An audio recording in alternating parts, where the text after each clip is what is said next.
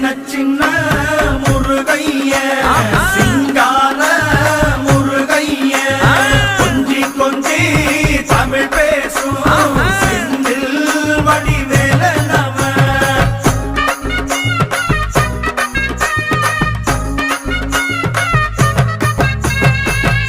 குன்றக்குடியான் என்பார், பழனிமலைநாதன் என்பார், வடபழனி ஆண்டவன் என்பார், சரவண பவன் என்பார், நிமலன் சுவாமி என்பார், தண்டாயுதபாணி என்பார், கலியுகவரதன் என்பார்,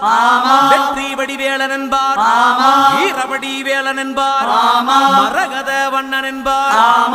ஞானப்பலம் கேட்டவனா, நம்பினோரை நாடுபவனா, காவடி பிரியனாம்,